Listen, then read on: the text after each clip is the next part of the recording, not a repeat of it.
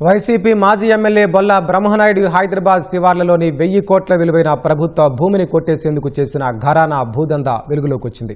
ఏకంగా నకిలీ జీవోలు సృష్టించి ఆ భూమిని కాజేసేందుకు చేసిన కుట్ర బహిర్గతమైంది. తహసీల్దార్ ఫిర్యాదుతో దర్యాప్తు చేపట్టిన సైబరాబాద్ పోలీసులు 3 నిందితుల్ని అరెస్టు చేశారు. పరారీలో ఉన్న మాజీ ఎమ్మెల్యేతో పాటు మిగిలిన నిందితుల కోసం గాలిస్తున్నట్లు ప్రకటించారు.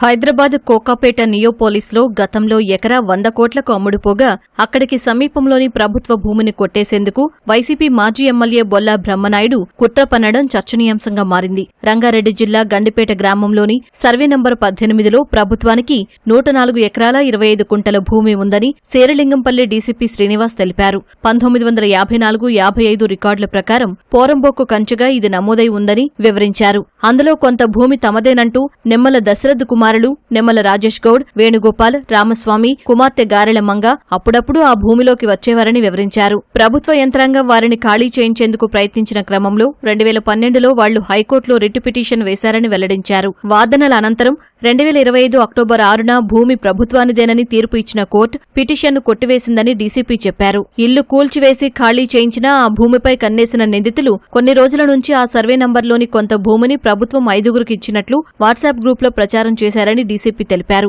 వీటిపై గండిపేట మండల తహసీల్దార్ నార్సింగి పోలీసులకు ఫిర్యాదు చేశారని చెప్పారు. దర్యాప్తు చేసిన పోలీసులు కోర్టు అనుమతితో నిమ్మల కుటుంబ సభ్యుల ఇళ్లలో సోదాలు చేశారని వివరించారు. కీలక డాక్యుమెంట్లు స్వాధీనం చేసుకున్నారని, వాటి ఆధారంగా వైసీపీ మాజీ ఎమ్మెల్యే బొల్ల బ్రహ్మనాయుడు పాత్రను గుర్తించినట్లు డీసీపీ వివరించారు. గండిపేటలోని ఈ భూమి విలువ కనీసం 1000 కోట్లుంటుందని డీసీపీ స్పష్టం చేశారు. ఈ కేసులో 3 అరెస్టు చేశామని, బొల్ల బ్రహ్మనాయుడిని కుట్రదారుగానే భావిస్తున్నామని చెప్పారు. 928 గుంటల భూమిని ప్రభుత్వము ప్రైవేటు వ్యక్తులకి రెగ్యులరైజ్ చేసిందని ఒక 5 జీవోలు ఇచ్చినట్లుగా ఒక గ్రూప్ లో క్రియేట్ చేశారు. గత సంవత్సరం అక్టోబర్ 30th రోజు నిమ్మల ఫ్యామిలీ వాళ్ళు బొల్లా రమేష్ అని చెప్పి అతని అడ్రస్ ఏమో కర్ణాటక చూపిస్తూ ఉంది. ప్రస్తుతానికి అతనికి ఈ భూమిని ఎంఓయూ చేస్తారు. మొత్తం భూమిని 35 crores కి ఎంఓయూ చేస్తున్నట్లుగా వాళ్ళు రాయటం.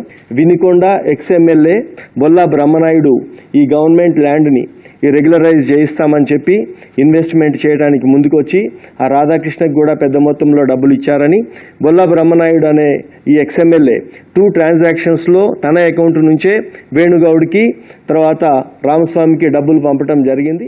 వైసీపీ మాజీ ఎమ్మెల్యే బొల్ల బ్రహ్మనాయుడు పరారీలో ఉన్నట్లు సైబరాబాద్ పోలీసులు ప్రకటించారు. అయితే పల్నాడు జిల్లా కేంద్రమైన నరసరావుపేటలో వైసీపీ నిర్వహించిన ఓ కార్యక్రమంలో బ్రహ్మనాయుడు కనిపించారు. ఉదయం నుంచి సాయంత్రం వరకు వివిధ కార్యక్రమాల్లో అందరితో పాటు పాల్గొన్నారు. సైబరాబాద్ పోలీసులు బ్రహ్మనాయుడు పరారీలో ఉన్నట్లు ప్రకటించడం వెనుక ఆంతర్యం ఏమిటో అర్థం కావడం లేదు.